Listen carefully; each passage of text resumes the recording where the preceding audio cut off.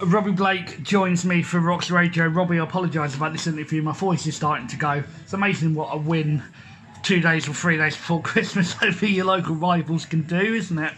Yeah, amazing. And, just to get us out of that slump, there's no finer places than away that probably your arch rivals, and to put on a performance like the lads did. They worked the socks off. And I thought we thoroughly, yes, Dan made a couple of good saves, but I think over the course of the game, being an away team, I think we thoroughly deserved the win, and I think we've done a job on them. The fact that the Rocks were able to call on experienced players as well as youth, it is a good blend when you win, isn't it? Yeah, 100%. And, I was looking, sometimes as a coach or a manager, you look around the dressing room, and yes, we've had good sides this season, but it's the first time, Lee, I've looked and thought we look really strong today. And I thought there was a few outstanding performances. I think Theo Widrington, considering he hasn't played any minutes with us or trained with us, I thought he was outstanding. And he's only going to get better for us. And I thought Gaz at the back, I think everybody defended very, very well. And the goalkeeper had a good game. But I think for a guy who's, 38 and to perform how he did, it was a credit to himself, and so much respect for the guy, and we're really pleased that he's come in and he's given us that little bit of more experience, a bit more steel, and we've benefited from that. So them players were outstanding today, and I'm going to be a little bit critical because I thought our front three were quite poor on the day, actually, if I'm being perfectly honest, because I think if we'd have had the front three like they've been all season, which I'm not criticising them, by the way, because everybody has bad games. But what I'm just highlighting is I thought they were poor on the day. A great bit of magic from Brad, and it's a fantastic finish from Smudger. But I feel if our front three were on top of the game, we could have won more convincingly. Were you surprised by Worthing today? Because to be fair, they looked ordinary. You're not surprised about football, are you? People, they've obviously had a very good start to the season. They've got games to catch up. And make no mistakes about it, whether they played good today or bad today, they're going to be in and around the mix-up come the end of the season. We just hope we're in there, and I think we've shown today that we're a match for anybody in this league. And yes, we've been on a bad run, Lee, but I think you look at the games, Dorking, we should have been ahead at half-time, the keeper gets sent off. Enfield didn't really cause that many problems and ended up scoring 2 goals against us. So it's just not been going for us of late, but that hopefully will galvanise the dressing room and kick us on now, because we've got a few good games coming up. Obviously we've got Lewis at home on Boxing Day, and then we go away to Whitehawk, which is another derby. So the 2 derby games are coming up. We're on the front foot, and hopefully we can go on that bit of a run now. I'm going to break my vow that I made a couple of weeks ago to never ask questions about referees. I have to ask about the one today. That is how you referee a derby game, isn't it? Yeah, it was good. He was good. He let the game flow at times. Listen, like every referee, you're going to try and say there's some decisions that were ours and some decisions were ours. But, that's where it is. I think he could have possibly given a penalty in the first half against Chad. I thought that. What was your view on it? Yeah, but listen, I said to Chad at half-time, you don't need to do that.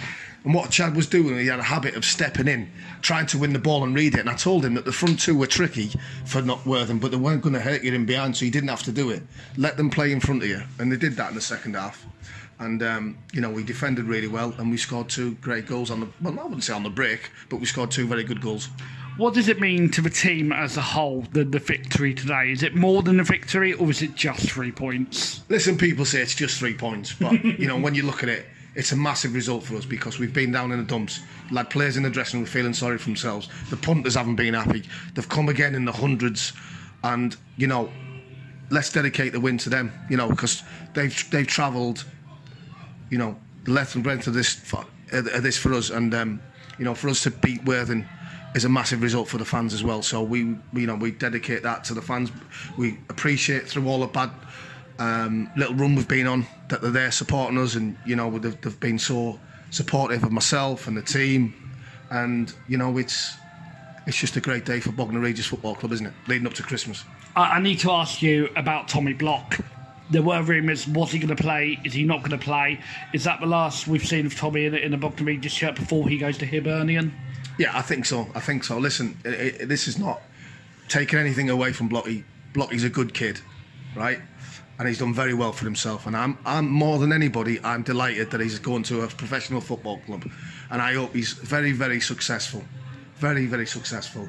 And if he works hard, knuckles in, he's got a chance, because the guy's got good attributes and good qualities. You know, it wasn't a case of leaving Tommy out because he's gone. It was, you know, he didn't want to play in the game, and we can understand that. That's not a criticism. I'm not saying that as a criticism. We can understand that, because I said to myself, I would be in the same position that I wouldn't want to play knowing I've played for Bognor Regis, which is a fantastic football club, but he's got the chance to play for Hibernian FC. Now, you know, I understand the situation. He doesn't want to get injured. He doesn't want to get risk, and that's fine. We're all right with it. That's why we brought a couple of players in to obviously subsidise that, and then hopefully we can wish Blocky all the success, and we're successful come the end of it. I will ask you the question. Fans are going to want me to ask you this one. You're probably going to say no comment, but regarding the fee for Blocky, is that going to give you the opportunity to possibly bring players in January? No comment. No, listen. No, I'm joking. Listen, I think you've seen that we're not short of trying to get players in, Lee. And it's not easy, mate. It's not easy to get the right players in for our team.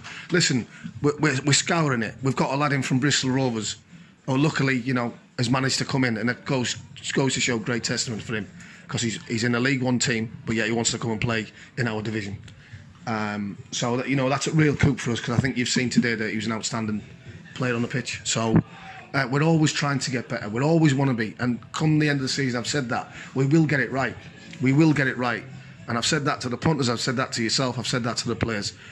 You know, we won't stop until we get it right. And right now, like I said to you, I looked at us at 3 o'clock this morning. I thought, sorry, not this morning, this afternoon. Kept you up today. Yeah. No, you know, I looked at us and I thought, you know, we look a really good team. So, although it's great for the players and staff, me and Jack and Neil, obviously, and Wares and Ollie, and for yourself as well, obviously, you know, you're happy about it. You know, we're pleased for the fans as well, because, you know, like I say, they've had a rough time over the last couple of weeks, and they've been there for us, supported us. So we're more than happy to dedicate it to them. 3 points today. That's all it is now, because we now go on to Lewis on Boxing Day and another local derby. Yeah, massive. And I've just said to them in there, you know, they're dancing around happy, and I've told them, turn the music off, lads. Don't let's undo this result against Worthing. We must kick on now and get 3 points. Yes, we respect Lewis on a great run. They're sat top of the league. Obviously, I don't know what the results have been like. They've been sat top of the league, and they've been on a great run. But, you know, if we turn up, playing how we have today, applied ourselves, you know, we're going to be a match for anybody, and we've got to take that game now, into Lewis on Boxing Day, and make sure we put on a short one. And Robbie, it is our final game before Christmas, so I would like to speak on behalf of Rox Radio and wish you and everybody at the club, your family, everyone's family at the club, and very Merry Christmas. What's your Christmas message to the fans? Thanks for that, Lee. Yeah, I wish, you know, every single supporter a Merry Christmas. I hope they have a fantastic Christmas. Not only a fantastic Christmas, a Happy New Year as well. And I hope, you know, 2019 is a very successful year for not only the families and friends, but obviously also for Bognor Regis Football Club. And, you know, I wish them all the best. Well, cheers, Robbie. You've given everyone in green and white a fantastic Christmas present. Sussex is green and white, Robbie. Thank you very much. I haven't done that. I think the players have done it. So, you know, the players have got to take all the credit because they go out on the football field. But, you know, me and Jack are happy with the performance. And but thanks ever so much. Cheers, Robbie. Thank you.